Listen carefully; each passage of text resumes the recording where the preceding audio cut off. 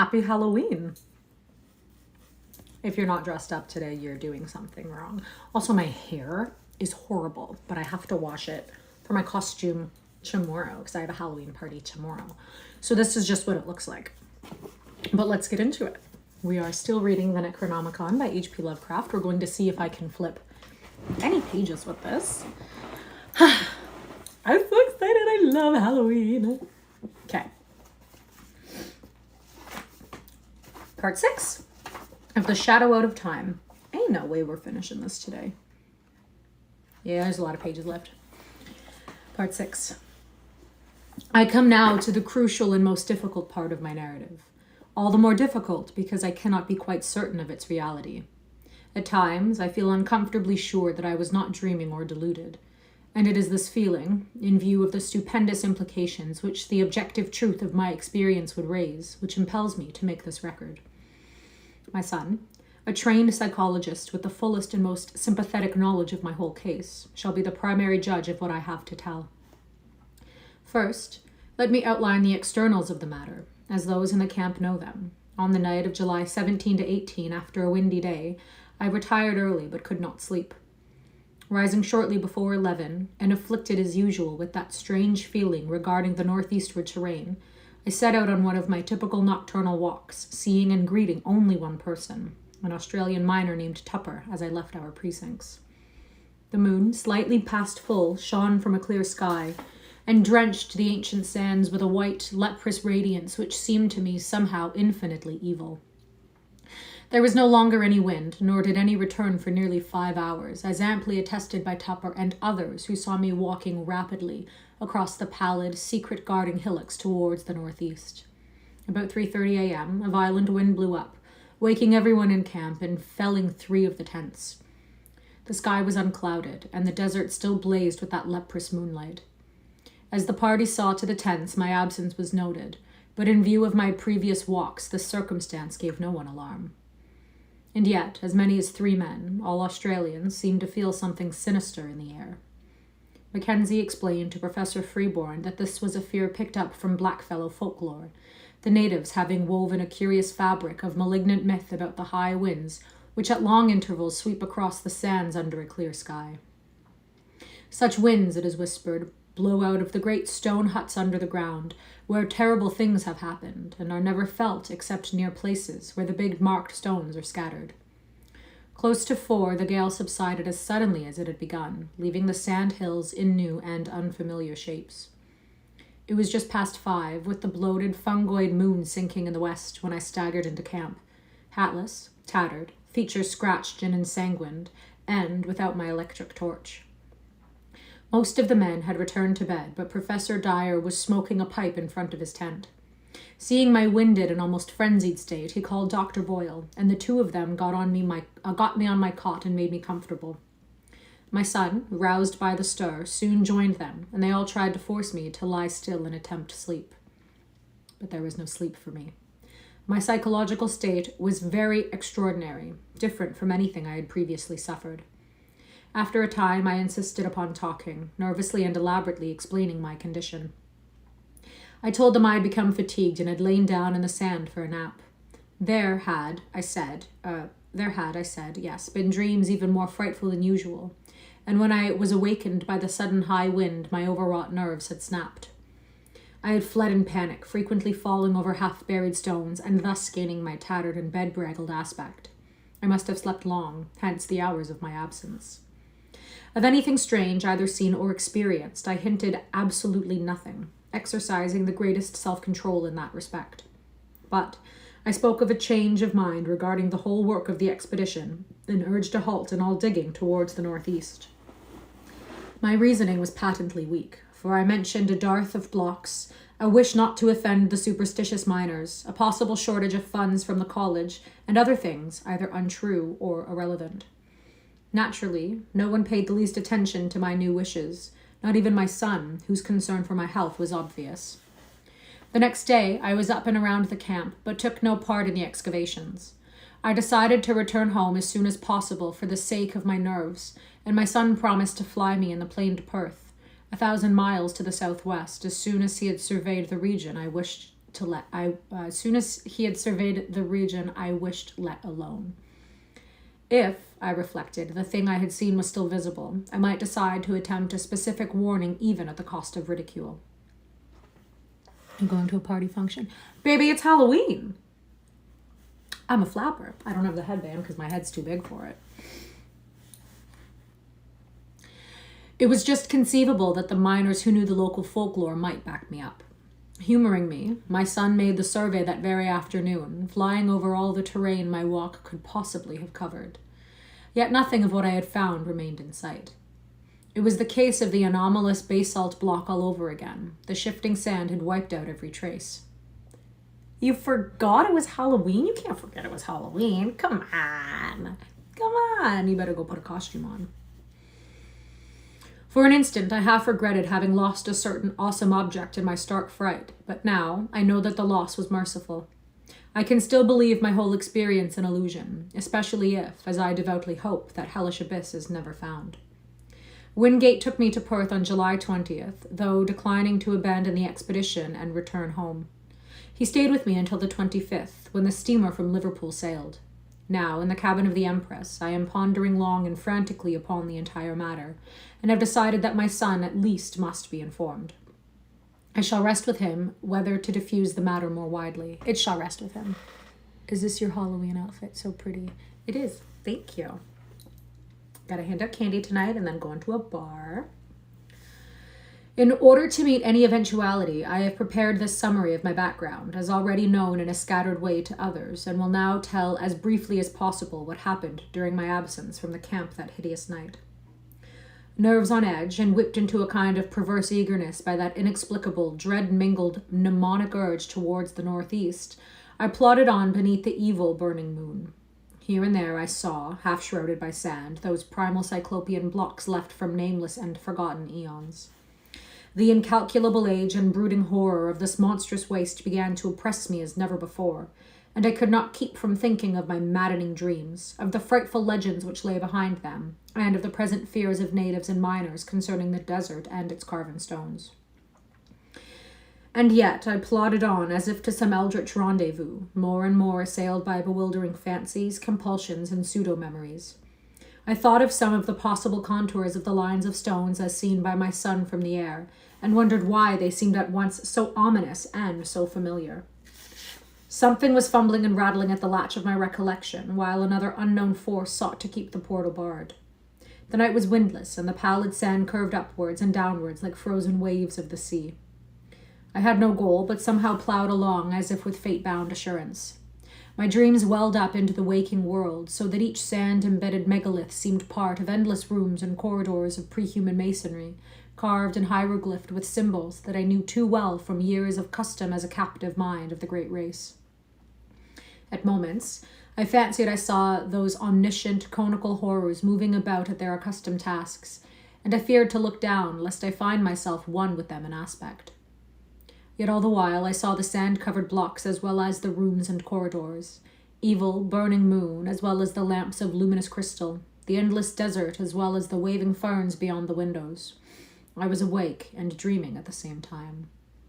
I do not know how long or how far, or indeed in just what direction, I had walked when I first spied the heap of blocks barred by the day's wind. It was the largest group in one place that I had seen so far, and so sharply did it impress me that the visions of fabulous eons faded suddenly away. Is it still raining? I think it is. Of course it's raining. It always rains on Halloween. Again, there were only the desert and the evil moon and the shards of an unguessed past. I drew close and paused and cast the added light of my electric torch over the tumbled pile. A hillock had blown away, leaving a low, irregularly round mass of megaliths and smaller fragments some 40 feet across and from 2 to 8 feet high. From the very outset, I realized that there was some utterly unprecedented quality about those stones. Not only was the mere number of them quite without parallel, but something in the sand-worn traces of design arrested me as I scanned them under the mingled beams of the moon and my torch. Not that any one differed essentially from the earlier specimens we had found. It was something subtler than that. The impression did not come when I looked at one block alone, but only when I ran my eye over several almost simultaneously. Then at last, the truth dawned upon me.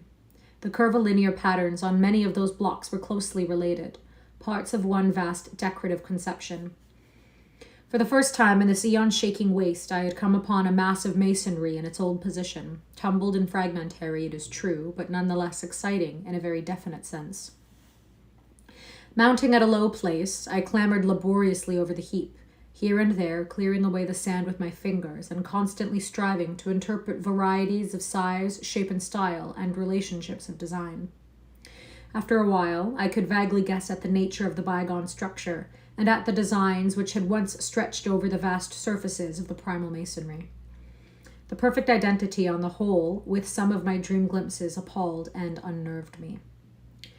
This was once a cyclopean corridor 30 feet wide and 30 feet tall, paved with octagonal blocks and solidly vaulted overhead. There would have been rooms opening off on the right, and at the further end, one of the strange inclined planes would have wound down to still lower depths. I started violently as these conceptions occurred to me, for there was more in them than the blocks themselves had supplied. How did I know that this level should have been far underground? How did I know that the plane leading upwards should have been behind me? How did I know that the long subterranean passage to the square of pillars ought to lie on the left one level above me? How did I know that the room of machines at... excuse me, I also don't have any water. This was very poor planning on my part. How did I know that the room of machines and the rightward leading tunnel to the central archives ought to lie 2 levels below? How did I know that there would be one of those horrible metal-banded trapdoors at the very bottom, 4 levels down? Bewildered by this intrusion from the dream world, I found myself shaking and bathed in a cold perspiration. Then, as a last intolerable touch, I felt that faint, insidious stream of cool air trickling upwards from a depressed place near the center of the huge heap. Instantly, as once before, my visions faded, and I saw again only the evil moonlight, the brooding desert, and the spreading tumults of Paleogean masonry. Excuse me, it was going so well. Something real and tangible, yet fraught with infinite suggestions of nighted mystery, now confronted me. For that stream of air could argue but one thing, a hidden gulf of great size beneath the disordered blocks on the surface. My first thought was of the sinister blackfellow legends of vast underground huts among the megaliths where horrors happen and great winds are born. Then thoughts of my own dreams came back, and I felt dim pseudo-memories tugging at my mind. What manner of place lay below me? What primal, inconceivable source of age-old myth cycles and haunting nightmares might I be on the brink of uncovering? It was only for a moment that I hesitated, for more than curiosity and scientific zeal was driving me on and working against my growing fear. I seemed to move almost automatically, as if in the clutch of some compelling fate. Pocketing my torch and struggling with a strength that I had not thought I possessed, I wrenched aside first one titan fragment of stone, and then another, till there welled up a strong draught whose dampness contrasted oddly with the desert's dry air.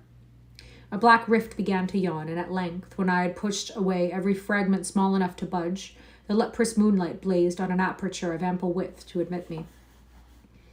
I drew out my torch and cast a brilliant beam into the opening.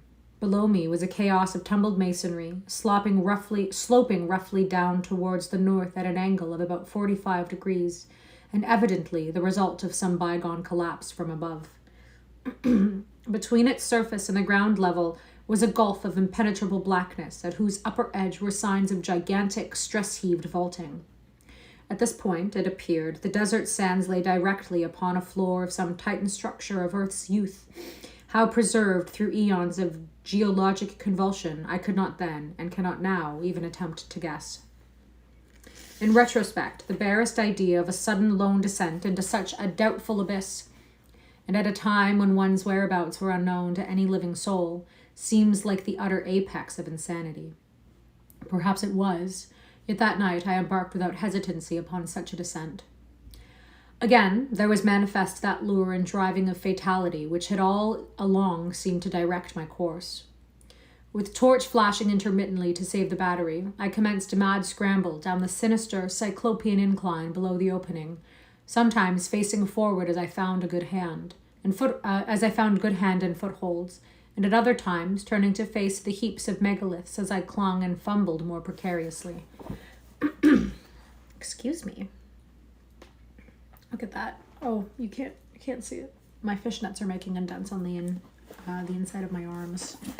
Let's see what is left in this part. Not much. Okay.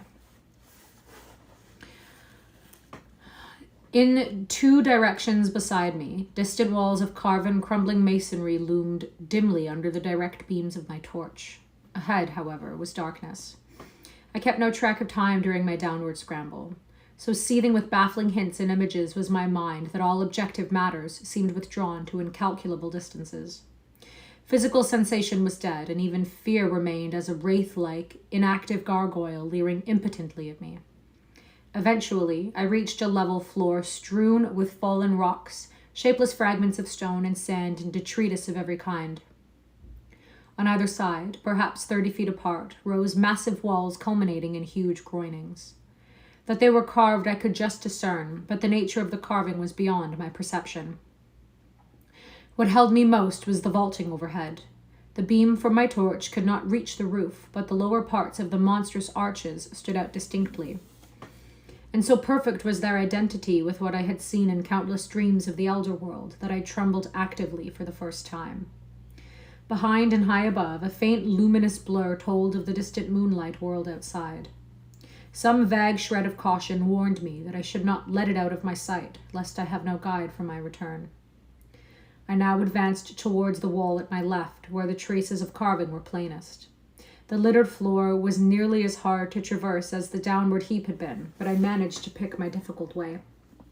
At one place, I heaved aside some blocks and kicked away the detritus to see what the pavement was like, and shuddered at the utter, fateful familiarity of the great octagonal stones whose buckled surfaces still held roughly together. Reaching a convenient distance from the wall, I cast the searchlight slowly and carefully over its worn remnants of carving. Some bygone influx of water seemed to have acted on the sandstone surface, while there were curious incrustations in which I could not explain. In places, the masonry was very loose and distorted, and I wondered how many eons more this primal, hidden edifice could keep its remaining traces of form amidst Earth's heavings.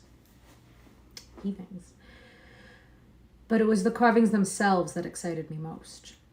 Despite their time-crumbled state, they were relatively easy to trace at close range, and the complete, intimate familiarity of every detail almost stunned my imagination.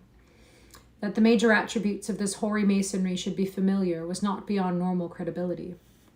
Powerfully impressing the weavers of certain myths, they had become embodied in a stream of cryptic lore which, somehow, coming to my notice during the amnesic period, had evoked vivid images in my subconscious mind. Let me see if I can make this look a little bit. That's a little bit better. Subconscious mind. But how could I explain the exact and minute fashion in which each line and spiral of these strange designs tailed with what I had dreamed for more than a score of years? What obscure, forgotten iconography could have reproduced each subtle shading and nuance, which so persistently, exactly, and unvaryingly besieged my sleeping vision night after night? For this was no chance or remote resemblance. Definitely and absolutely, the millennially ancient, eon-hidden corridor in which I stood was the original of something I knew in sleep as intimately as I knew my own house in Crane Street, Arkham. True, my dreams showed the place in its undecayed prime, but the identity was no less real on that account. I was wholly and horribly oriented. The particular structure I was in was known to me. Known, too, was its place in that terrible elder city of dream. That I could visit unerringly any point in that structure or in that city which had escaped the changes and devastations of uncounted ages, I realized with hideous instinctive certainty. What in heaven's name could all this mean? How had I come to know what I knew? And what awful reality could lie behind those antique tales of the beings who had dwelt in this labyrinth of primordial stone? Words can only convey fractionally the welter of dread and bewilderment which ate at my spirit. I knew this place. I knew what lay below me and what had laid overhead before the myriad towering stories had fallen to dust and debris in the desert. No need now, I thought with a shudder, to keep that faint blur of moonlight in view. I was torn betwixt a longing to flee and a feverish mixture of burning curiosity and driving fatality. What had happened to this monstrous I've come across this word before. Megalopolis, in old of the millions of years since the time of my dreams. Of the subterranean mazes which had underlain the city and linked all the Titan towers, how much had still survived the writhings of the earth's crust? Had I come upon a whole buried world of unholy archaism? Could I still find the house of the writing master and the tower where Shagah, the captive mind from the star-headed vegetable carnivores of Antarctica, had chiseled certain pictures on the blank spaces of the walls? Would the passage at the second level down to the hall of the alien minds be still unchoked and traversable? In that hall, the captive mind of an incredible entity, the half-plastic denizen of the hollow interior of an unknown trans-Plutonian planet 18 million years in the future, had kept a certain thing which it had modeled from clay. I shut my eyes and put my hand to my head in a vain, pitiful effort to drive these insane dream fragments from my consciousness. Then, for the first time, I felt acutely the coolness, motion, and dampness of the surrounding air. Shuddering, I realized that a vast chain of eon-dead black gulfs must indeed be yawning somewhere beyond and below me. I thought of the frightful chambers and corridors and inclines as I recalled them from my dreams. Sorry, I just got a text. Would the way to the central archives still be open? Again, that driving fatality tugged insistently at my brain as I recalled the awesome records that once lay cased in those rectangular vaults of rustless metal. There, said the dreams and legends, had reposed the whole history, past and future, of the cosmic space-time continuum, written by captive minds from every orb and every age in the solar system. Madness, of course, but had I not now stumbled into a nighted world as mad as I? I thought of the locked metal shelves and of the curious knob twistings needed to open each gate. Each one. My own came vividly into my consciousness. How often had I gone through that intricate routine of varied turns and pressures in the terrestrial vertebrae section of the lowest level? Every detail was fresh and familiar. There was such a vault as I had dreamed of. I could open it in a moment. It was then that madness took me utterly. An instant later, and I was leaping and stumbling over the rocky debris toward the well-remembered incline to the depths below. I just want to see how many pages are left. There's 10 pages left. How many pages have you read so far today? 7, 8, 9, 10, 11, 12, 1, 2, 3, 4. What the hell? Let's finish it. Part 7. From that point forward, my impressions are scarcely to be relied on. Indeed, I still possess a final, desperate hope that they all form parts of some demonic dream or illusion born of delirium. A fever raged in my brain, and everything came to me through a kind of haze, sometimes only intermittently. The rays of my torch shot feebly into the engulfing blackness, bringing phantasmal flashes of hideously familiar walls and carvings, all blighted with the decay of ages. In one place, a tremendous mass of vaulting had fallen, so that I had to clamber over a mighty mound of stones, reaching almost to the ragged, grotesquely stalactited roof. It was all the ultimate apex of nightmare, made worse by that blasphemous tug of pseudo-memory. One thing only was unfamiliar, and that was my own size in relation to the monstrous masonry. I felt oppressed by a sense of unwanted smallness, as if the sight of these towering walls from a mere human body was something wholly new and abnormal. Again and again I looked nervously down at myself, vaguely disturbed by the human form I possessed. Onward through the blackness of the abyss I leapt, plunged and staggered, often falling and bruising myself, and once nearly shattering my torch. Every stone and corner of that demonic gulf was known to me, and at many points I stopped to cast beams of light through choked and crumbling, yet familiar archways. Some rooms had totally collapsed. Others were bare or debris-filled.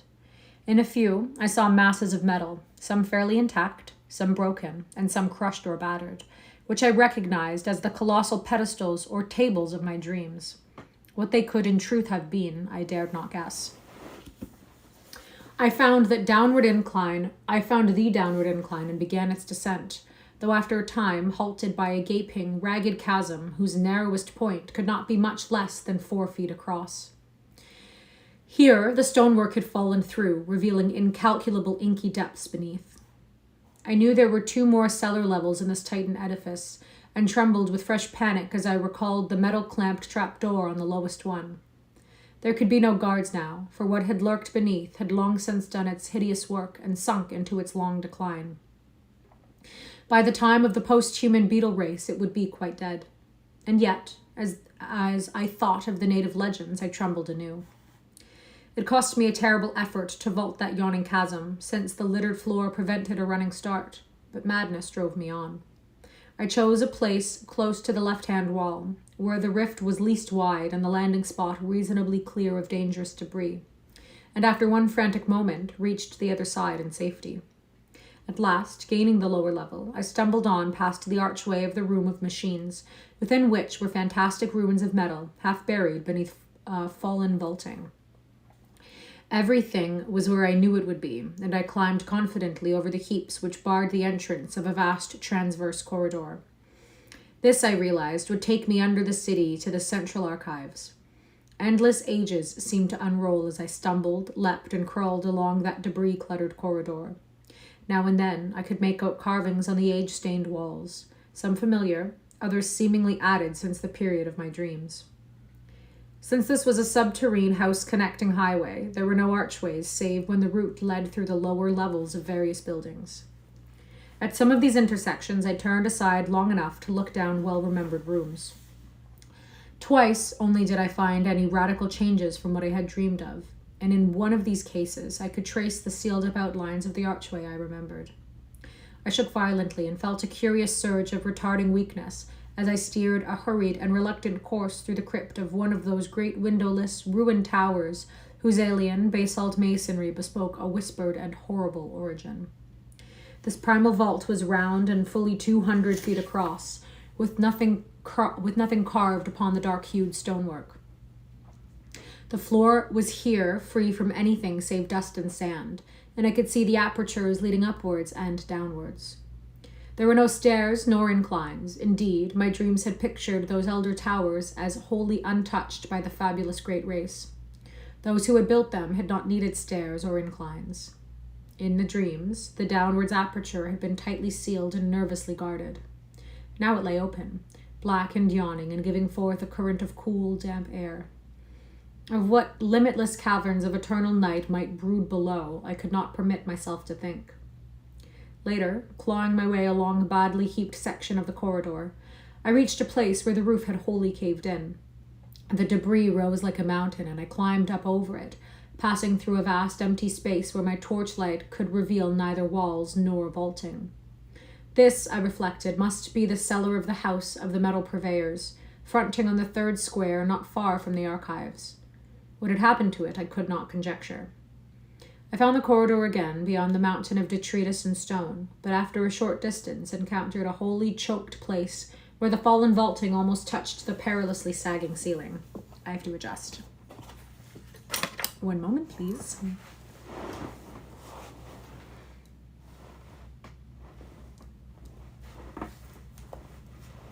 I don't know. I don't know if you saw anything there. I'm just... Ooh. Wearing shorts anyway, so it's fine.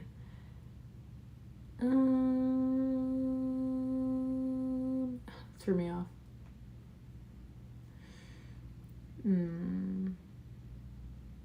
I found the corridor again beyond the mountain of detritus and stone, but after a short distance encountered a wholly choked place where the fallen vaulting almost touched the perilously sagging ceiling. I'm thrown off. How I managed to wrench and tear aside enough blocks to afford a passage, and how I dared disturb the tightly packed fragments when the least shift of equilibrium might have brought down all the tons of superincumbent masonry to crush me to nothingness, I do not know. It was sheer madness that impelled and guided me, if indeed my whole underground adventure was not, as I hope, a hellish delusion or phase of dreaming. But I did make, or dream that I make, a passage that I could squirm through. As I wriggled over the mound of debris, my torch switched continuously on, thrust deeply in my mouth. I felt myself torn by the frantic stalactites on the jagged floor above me. I was now close to the great underground archival structure which seemed to form my goal. Sliding and clambering down the further side of the barrier and picking my way along the remaining stretch of corridor with handheld, intermittently flashing torch, I came at last to a low, circular crypt with arches, still in a marvelous state of preservation, opening on every side. The walls, or such parts of them as lay within reach of my torchlight, were densely hieroglyphed and chiseled with typical curvilinear symbols, some added since the period of my dreams.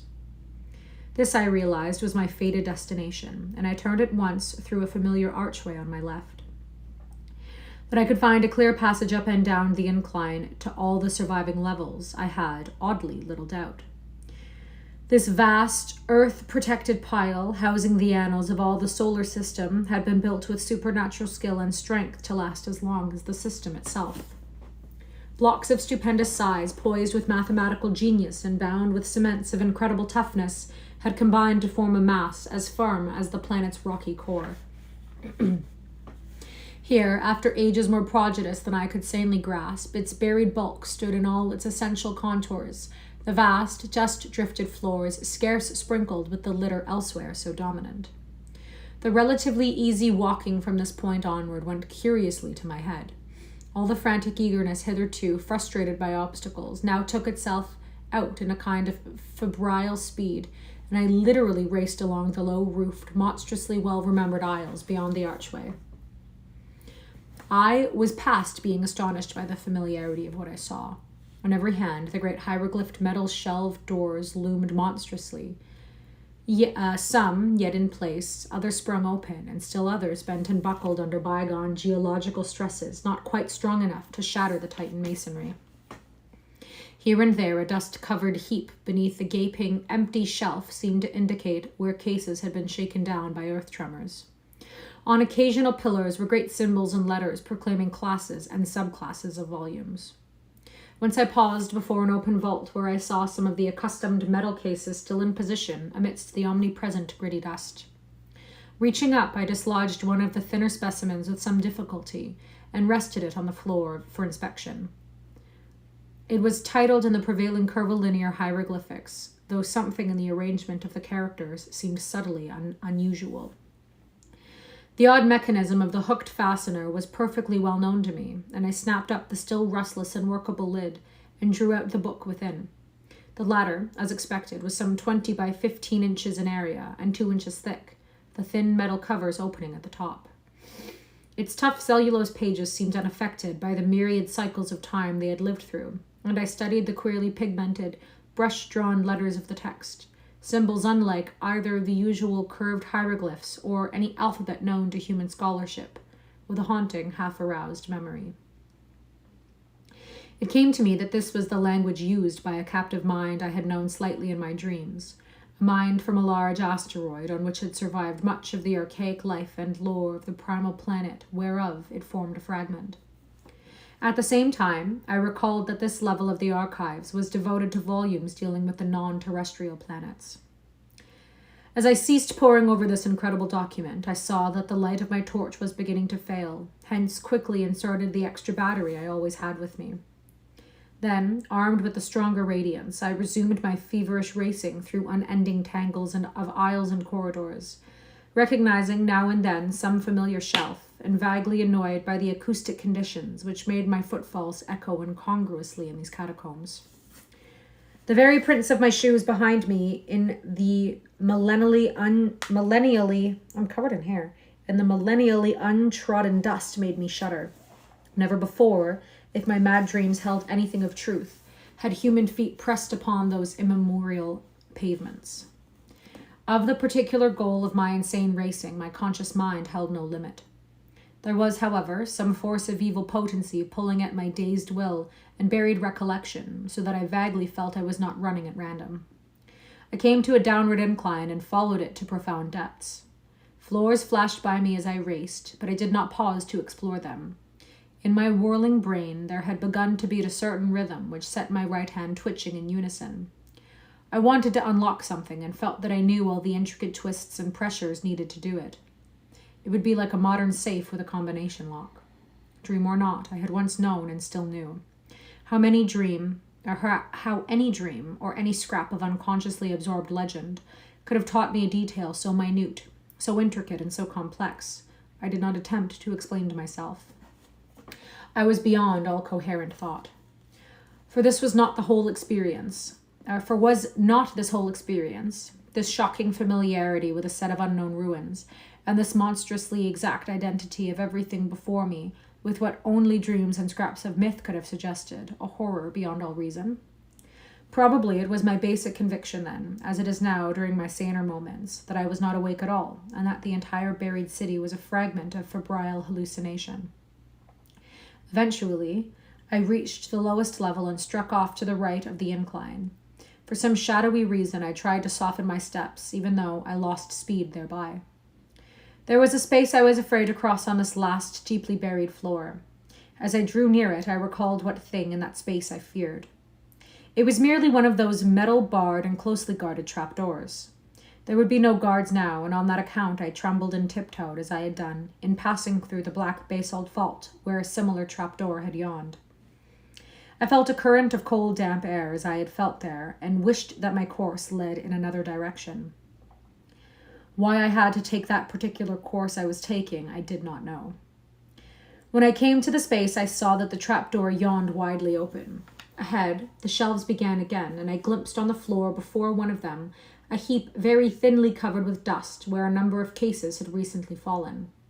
At the same moment, a fresh wave of panic clutched me, though for some time I could not discover why. Heaps of fallen cases were not uncommon, for all through the eons this lightless labyrinth had been racked by the heavings of earth, and it echoed at intervals to the deafening clatter of toppling objects. It was only when I was nearly across the space that I realized why I shook so violently. Not the heap, but something about the dust of the level floor was troubling me. In the light of my torch, it seemed as if the dust were not as even as it ought to be. There were places where it looked thinner, as if it had been disturbed not many months before. I could not be sure, for even the apparently thinner places were dusty enough. Yet a certain suspicion of regularity in the fancied unevenness was highly disquieting. When I brought the torchlight close to one of the queer places, I did not like what I saw, for the illusion of regularity became very great. It was as if there were regular lines of composite impressions that went in threes, each slightly over a foot square and consisting of 5 nearly circular 3-inch prints, one in advance of the other 4. These possible lines of foot-square impressions appeared to lead in 2 directions, as if something had gone somewhere and returned. They were, of course, very faint, and may have been illusions or accidents, but there was an element of dim, fumbling terror about the way I thought they ran.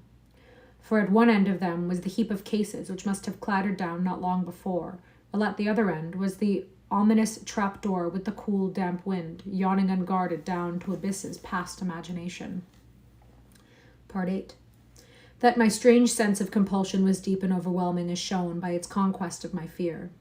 No rational motive could have drawn me on after that hideous suspicion of prints and the creeping dream memories it excited. Yet my right hand, even as it shook with fright, still twitched rhythmically in its eagerness to turn a lock it hoped to find. Before I knew it, I was past the heap of lately fallen cases and running on tiptoe through aisles of utterly unbroken dust towards a point which I seemed to know morbidly and horribly well. I just realized that I haven't yet had a pumpkin pie blizzard from Dairy Queen this season, and I think that needs to change. So that's what I'm thinking about right now. My mind was asking itself questions whose origin and relevancy I was only beginning to guess. Would the shelf be reachable by a human body? Could my human hand master all the eon-remembered motions of the lock? Would the lock be undamaged and workable? And what would I do? What dare I do? With what, as I now commenced to realize, I both hoped and feared to find? Would it prove the awesome, brain-shattering truth as something past normal conception, or show only that I was dreaming? The next I knew, I had ceased my tiptoed racing and was standing still, staring at a row of maddeningly familiar hieroglyphed shelves. Yeah, that's right. They were in a state of almost perfect preservation, and only 3 of the doors in this vicinity had sprung open. My feelings towards these shelves cannot be described, so utter and insistent was the sense of old acquaintance. I was looking high up at a row near the top and wholly out of my reach, and wondering how I could climb to best advantage. An open door 4 rows from the bottom would help, and the locks of the closed doors formed possible holds for hands and feet. I would grip the torch between my teeth as I had in other places where both hands were needed. Above all, I must make no noise. How to get down what I wished to remove would be difficult, but I could probably hook its movable fastener in my coat collar and carry it like a knapsack. Again, I wondered whether the lock would be undamaged. That I could repeat each familiar motion, I had not the least doubt, but I hoped the thing would not scrape or creak and that my hand could work it properly. Even as I thought these things, I had taken the torch in my mouth and began to climb. The projecting locks were poor supports, but, as I had expected, the opened shelf helped greatly. I used both the swinging door and the edge of the aperture itself in my ascent and managed to avoid any loud creaking. Balanced on the upper edge of the door and leaning far to my right, I could just reach the lock I sought. My fingers, half numb from climbing, were very clumsy at first, but I soon saw that they were anatomically adequate, and the memory rhythm was strong in them. How's your day? Been a while? It has been a while. My day's good. It's Halloween. Happy Halloween. I'm glad you're here. Out of unknown gulfs of time, the intricate secret motions had somehow reached my brain correctly in every detail. For after less than 5 minutes of trying, there came a click whose familiarity was all the more startling because I had not consciously anticipated it. In another instant, the metal door was slowly swinging open with only the faintest grating sound. Dazedly, I looked over the row of grayish case ends thus exposed and felt a tremendous surge of some wholly inexplicable emotion. Just within reach of my right hand was a case whose curving hieroglyphs made me shake with a pang infinitely more complex than one of mere fright. Still shaking, I managed to dislodge it amidst a shower of gritty flakes and ease it over towards myself without any violent noise. Like the other case I had handled, it was slightly more than 20 by 15 inches inside, with curved mathematical designs in low relief. In thickness, it just exceeds 3 inches. Crudely wedging it between myself and the surface I was climbing, I fumbled with the fastener and finally got the hook free. Lifting the cover, I shifted the heavy object to my back and let the hook catch hold of my collar. Hands now free, I awkwardly clambered down to the dusty floor and prepared to inspect my prize. Kneeling in the gritty dust, I swung the case around and rested it in front of me. My hands shook and I dreaded to draw out the book within almost as much as I longed and felt compelled to do so. It had very gradually become clear to me what I ought to find, and this realization nearly paralyzed my faculties. If the thing were there, and if I were not dreaming, the implications would be quite beyond the power of the human spirit to bear. What tormented me most was my momentary inability to feel that my surroundings were a dream. The sense of reality was hideous, and again becomes so as I recall the scene. More pages left than I thought. At length, I tremblingly pulled the book from its container and stared fascinatedly at the well-known hieroglyphs on the cover. Happy Halloween. Happy Halloween! It seemed to be in prime condition, and the curvilinear letters on the title held me in almost as hypnotized a state as if I could read them. Indeed, I cannot swear that I did not actually read them in some transient and terrible access to abnormal memory. I do not know how long it was before I dared to lift that thin metal cover. I temporized and made excuses to myself. I took the torch from my mouth and shut it off to save the battery. Then in the dark I collected my courage, finally lifting the cover without turning on the light. Last of all, I did indeed flash the torch upon the exposed page, steeling myself in advance to suppress any sound, no matter what I should find. I looked for an instant, then collapsed. Clenching my teeth, however, I kept silent. I sank wholly to the floor and put a hand to my forehead amidst the engulfing blackness. What I dreaded and expected was there. Either I was dreaming, or time and space had become a mockery. I must be dreaming. But I would test the horror by carrying this thing back and showing it to my son if it were indeed a reality. My head swam frightfully, even though there were no visible objects in the unbroken gloom to swirl about me. Ideas and images of the starkest terror, excited by the vistas which my glimpse had opened up, began to throng in upon me and cloud my senses. I thought of those possible prints in the dust and trembled at the sound of my own breathing as I did so. Once again, I flashed on the light and looked at the page as a serpent's victim may look at his destroyer's eyes and fangs. Then, with clumsy fingers in the dark, I closed the book, put it in its container and snapped the lid and the curious hooked fastener. This was one I must carry back to the outer world if it truly existed, if the whole abyss truly existed, if I and the world itself truly existed. Like your costume. Thank you. Just when I tottered to my feet and commenced my return, I cannot be certain. It comes to me oddly, as a measure of my sense of separation from the normal world, that I did not even look once at my watch during those hideous hours underground.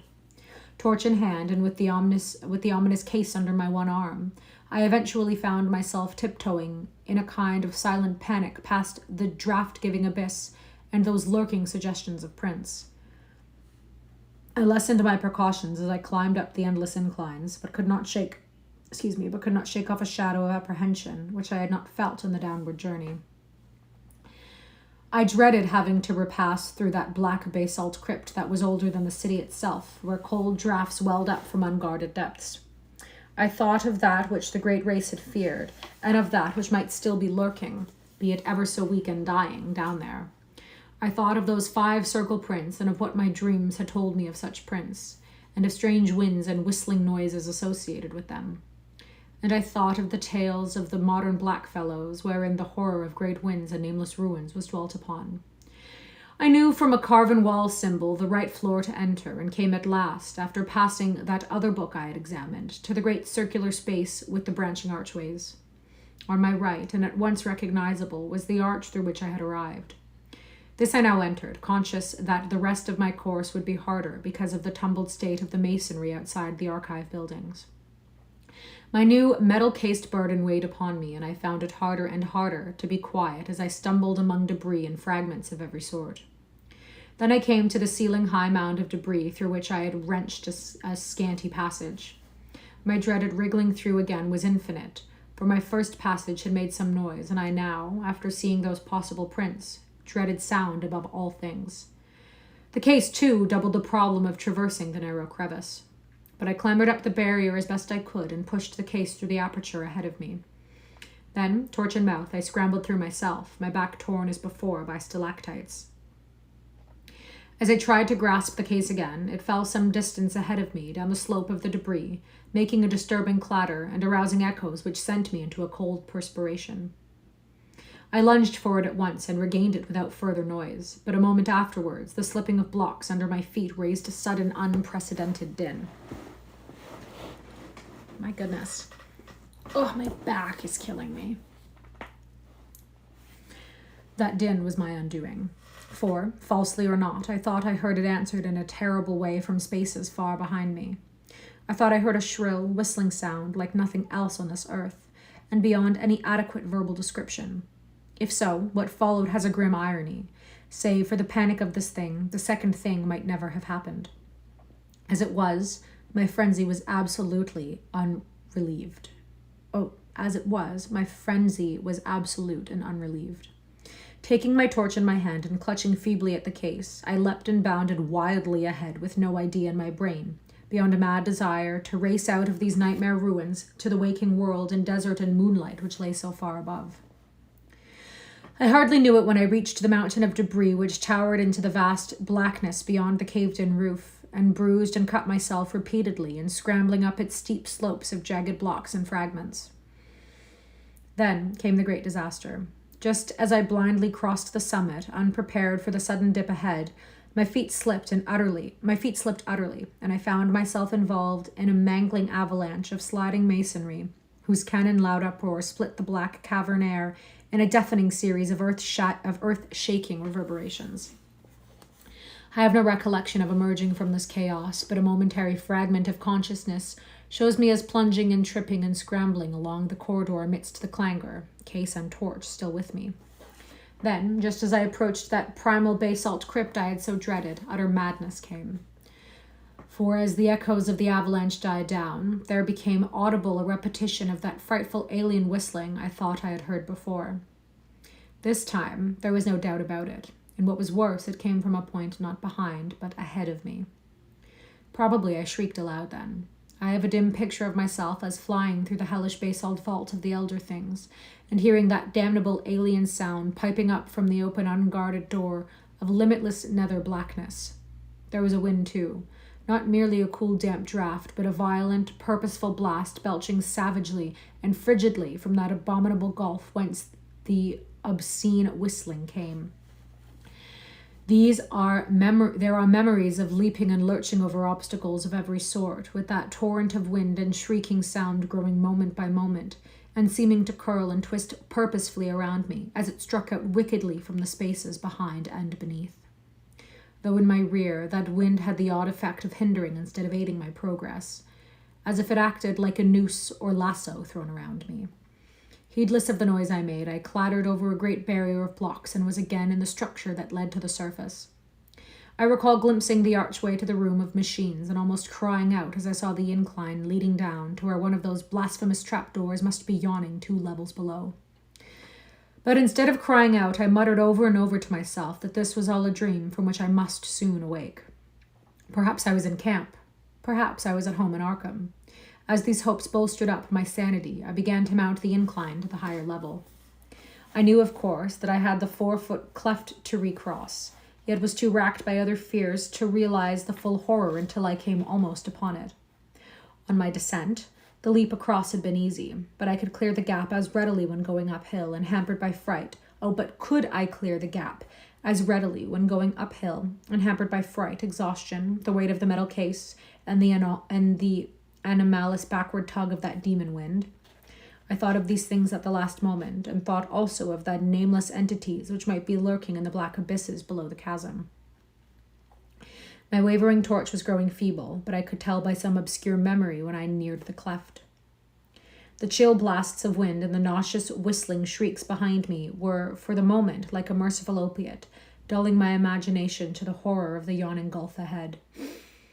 And then I became aware of the added blasts and whistlings in front of me, tides of abomination surging up through the cleft itself from depths unimagined and unimaginable. Now indeed the essence of pure nightmare was upon me. Sanity departed, and, ignoring everything except the animal impulse of flight, I merely struggled and plunged upwards over the incline's debris as if no gulf had existed. Then I saw the chasm's edge, leapt frenziedly with every ounce of strength I possessed, and was instantly engulfed in a pandemonic vortex of loathsome sound and utter, materially tangible blackness. That is the end of my experience, so far as I can recall. Any further impressions belong wholly to the domain of phantasmagoric delirium. Dream, madness, and memory merged wildly together in a series of fantastic, fragmentary delusions which can have no relation to anything real. There was a hideous fall through incalculable leagues of viscous, sentient darkness, and a babble of noises utterly alien to all that we know of the earth and its organic life. Dormant, rudimentary senses seemed to start into vitality within me, telling of pits and voids peopled by floating horrors and leading to sunless crags and oceans and teeming cities of windowless basalt towers upon which no light ever shone. Secrets of the primal planet and its immemorial eons flashed through my brain without the aid of sight or sound, and there were known to me things which not even the wildest of former dreams had ever suggested. And all the while cold fingers of damp vapor clutched and picked at me, and that eldritch, damnable whistling shrieked fiendishly above all the alterations of babble and silence in the whirlpools of darkness around. Afterwards, there were visions of the Cyclopean city in my dreams, not in ruins, but just as I had dreamt it. I was in my conical, non-human body again, and mingled with crowds of the great race and the captive minds who carried books up and down the lofty corridors and vast inclines. Then, superimposed upon these pictures were frightful momentary flashes of a non-visual consciousness involving desperate struggles, a writhing free from clutching tentacles of whistling wind, an insane bat-like flight through half-solid air, a feverish burrowing through the cyclone-whipped dark, and a wild stumbling and scrambling over fallen masonry. Once there was a curious, intrusive flash of half-sight, a faint, diffuse suspicion of bluish radiance far overhead. Then there came a dream of wind-pursued climbing and crawling, of wriggling into a blaze of sardonic moonlight through a jumble of debris which slid and collapsed after me amidst a morbid hurricane. It was the evil, monotonous beating of that maddening moonlight which at last told me of the return of what I had once known as the objective waking world. I was clawing prone through the sands of the Australian desert, and around me shrieked such a tumult of wind as I had never before known on our planet's surface. My clothing was in rags, and my whole body was a mass of bruises and scratches. Full consciousness returned very slowly, and at no time could I tell just where delirious dream left off and true memory began. There had seemed to be a mound of Titan blocks, an abyss beneath it, a monstrous revelation from the past, and a nightmare horror at the end. But how much of it was real? My flashlight was gone, and likewise my metal case I may have discovered. Had there been such a case, or any abyss, or any mound? Raising my head, I looked behind me and saw only the sterile, undulating sands of the desert. The demon wind died down, and the bloated, fungoid moon sank reddeningly in the west. I lurched to my feet and began to stagger southwest towards the camp. What in truth had happened to me? Had I merely collapsed in the desert and dragged a dream-racked body over miles of sand and buried blocks? If not, how could I bear to live any longer? For in this new doubt, all my faith in the myth-born unreality of my visions dissolved once more into the hellish older doubting. If that abyss was real, then the great race was real, and its blasphemous reachings and seizures in the cosmos-wide vortex of time were no myths or nightmares, but a terrible, soul-shattering actuality. Had I, in full hideous fact, been drawn back to a pre-human world of 150 million years ago, in those dark, baffling days of the amnesia? Had my present body been the vehicle of a frightful alien consciousness from Paleogean gulfs of time? Had I, as the captive mind of those shambling horrors, indeed known that accursed city of stone in its primordial heyday, and wriggled down those familiar corridors in the loathsome shape of my captor? Were those tormenting dreams of more than 20 years the offspring of stark, monstrous memories?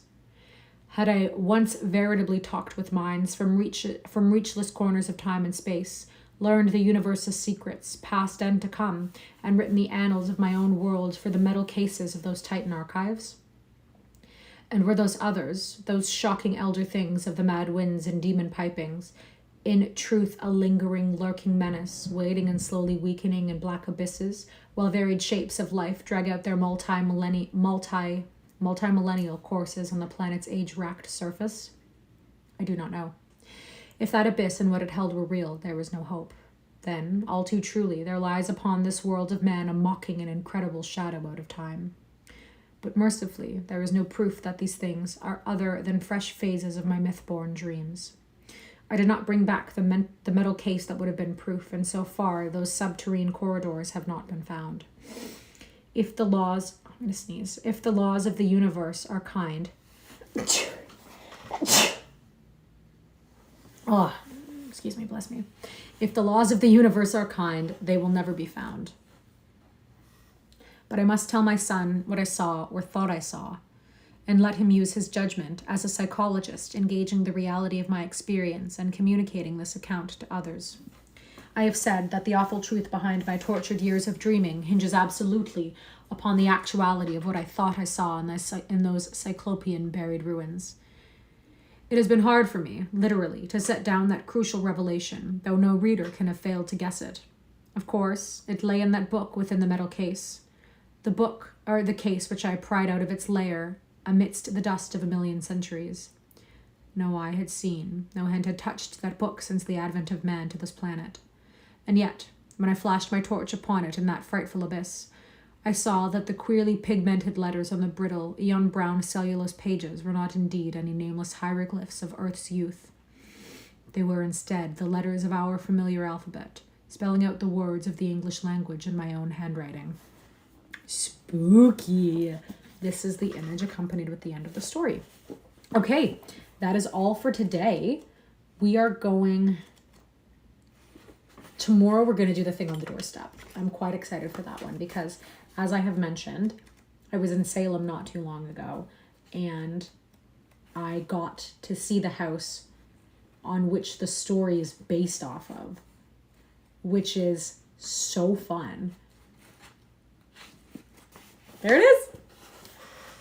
Okay. Anyways, I will be back tomorrow. I hope everyone has a great night. Happy Halloween. If you're going out and you're celebrating, be safe. Bye.